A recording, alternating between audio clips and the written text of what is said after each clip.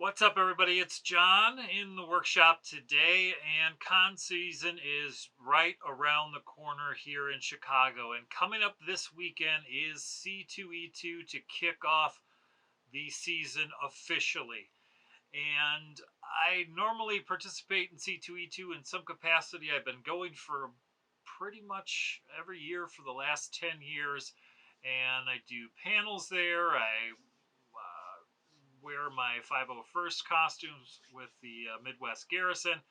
I'm always doing something, and this year no panel, so having a kind of a low-key day, and wasn't really sure entirely if I was going to go until I saw a message on Twitter about 2 months ago or so that said that Adam Savage was going to be at C2E2. Now, far be it from me to give away an opportunity to go and say hello to Adam in person, and I thought that if I'm going to be out there, I wanted to do something a little extra. Adam, Norm, and Will were talking about The Rise of Skywalker and talking about the film in its entirety, and one of the things Adam mentioned in passing that he wanted to replicate something from the movie, and there it is, a Sith Wayfinder. Now, it just happens that when I had heard that he was going to be at C2E2, I had started to model that very same Wayfinder. Funny how these things kind of work out sometimes. So, that's what we're going to do today. I am going to make a Sith Wayfinder, and I'm going to bring it to C2E2 and give it to Adam Savage as my way of thanking him for years of entertainment, from Mythbusters to Savage Builds to everything he's done with Tested. So we're going to make one of these right here on 9142 Props and Armory.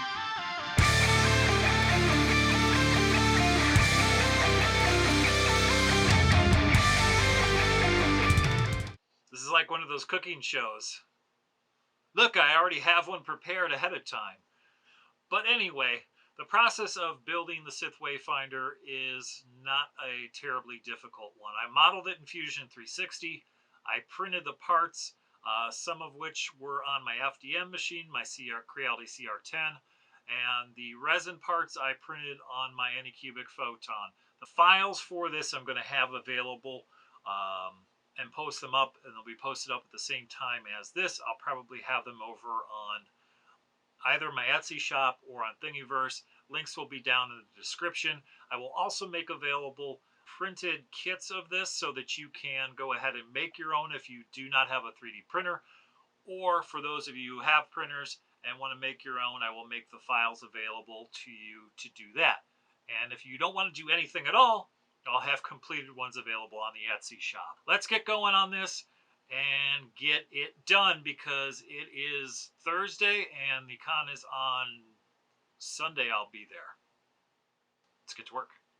This is something that's supposed to look very old, weathered, beaten, and something that's traveled around and been around for thousands of years. So, in order to kind of do that in Fusion, the model that I created was not entirely, it's far from symmetrical.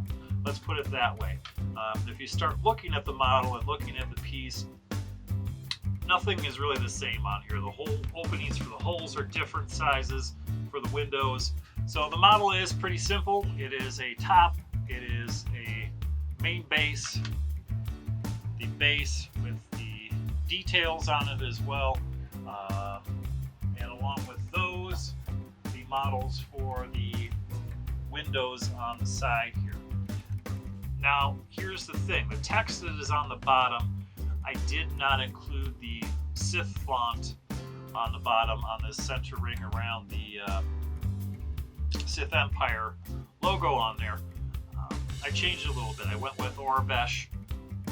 For those of you who are unaware, that is the standard Star Wars written language that you see in many places in the films, and if you've been to Galaxy's Edge, you see it all over the place. And I changed it, and what I did at the bottom there is that I put 9142 Props and Armory and WF for Wayfinder. So, to start off with the assembly of the Wayfinder. Again, making mention of the fact that this was modeled to be a little bit wonky, there is a preferred way to,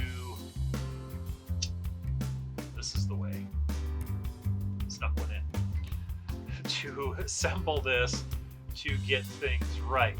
Now I did leave a little bit of a notch on the plate here so that you can see and line up the legs on this top piece in a proper orientation. So there we go. So all I'm going to do with these is just go ahead and CA glue them, CA glue the top part onto there, put a little bit of an accelerator on there, and get these two pieces together, and then we can go about adding some other things.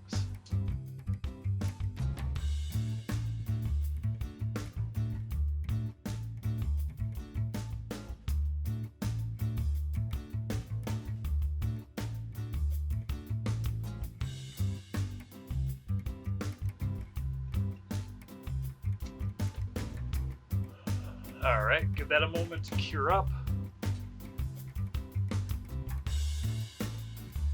And while that's doing that, here are the windows that I printed on the Anycubic Photon with the patterns already done in them. They're straight out of my wash machine, so we're just going to free up the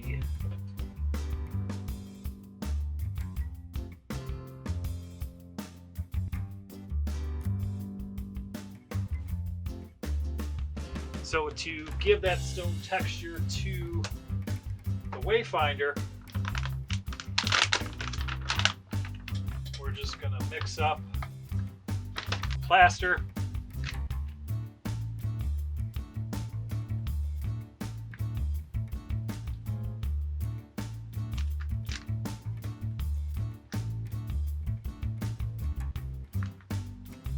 you're probably going to want it a little bit thicker than you would normally mix it up. You want it thick enough so that you can get it in place and not have it run quite so much. I'm really not going to go ahead and be really precious about how I do it. I'm going to keep the tools very simple. I'm going to use a spoon and my hands. Of course, use gloves because plaster on your fingers, not fun to clean off. So to do this, we're just going to start putting some of the plaster on here. And a couple things you're going to want to be careful of. One, you don't want to get a bunch on the inside here. That's where your windows are going to go into the inside of the frame. So if you have a bunch of plaster build up on here, you run the risk later on of taking it off, of actually cracking the plaster on the outside all up on here, and that's definitely not something you want to do. But the thing of it is you really don't want to be terribly precious about the way you're doing it, is you're just going to want to get this on the sides and kind of work it on there in general.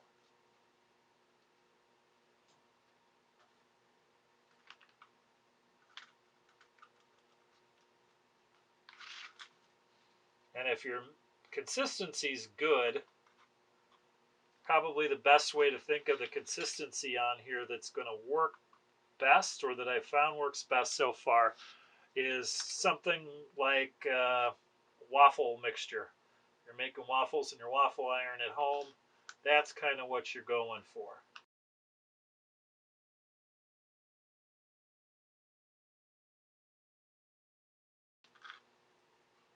And probably the best way to do this is to go ahead and do this in a couple of passes.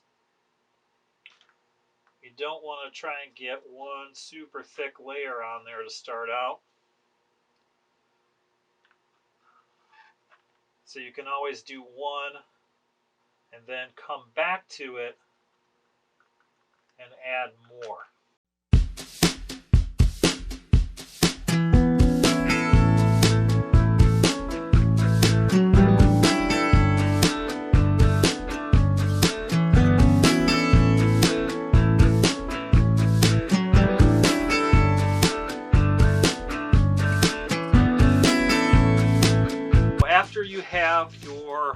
plaster portion done.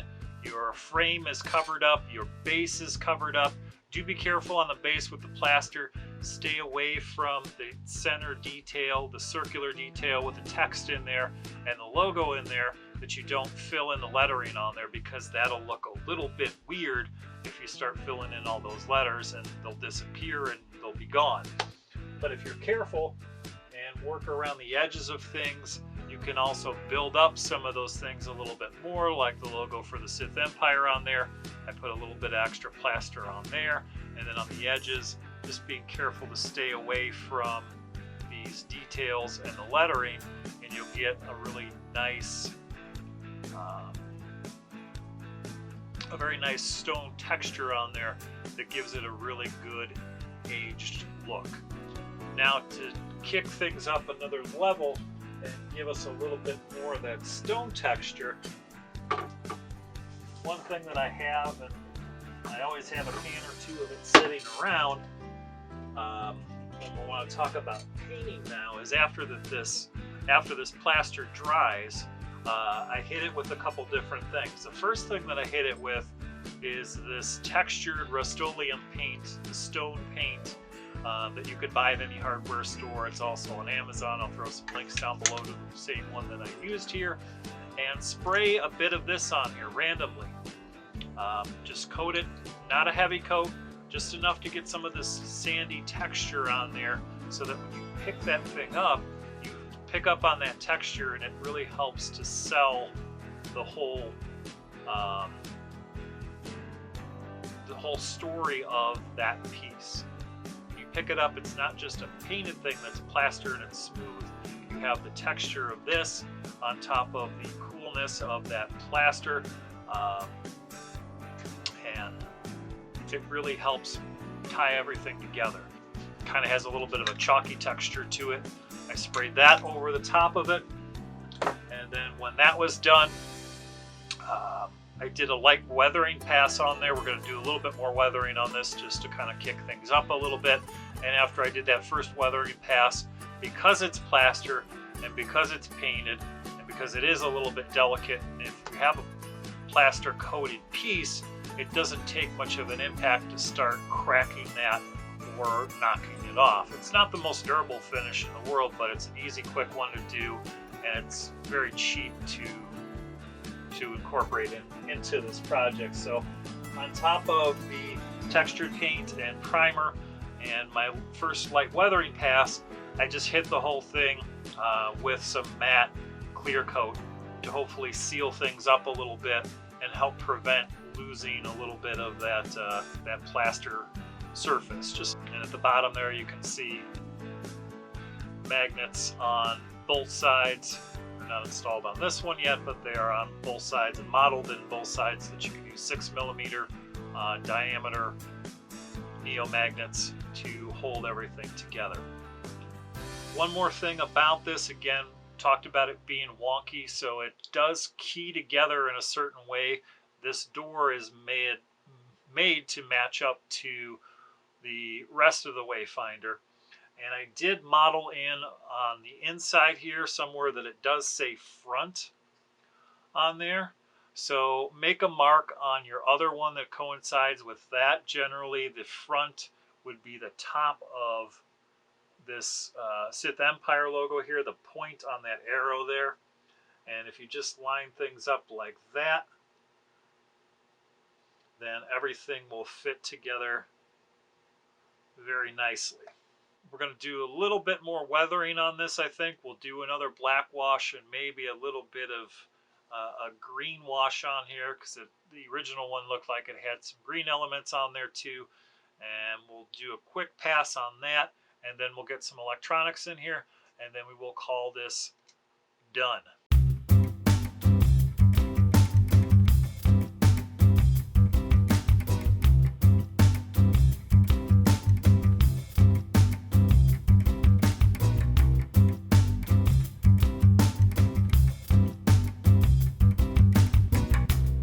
I cheated a little bit. I finished up the weathering.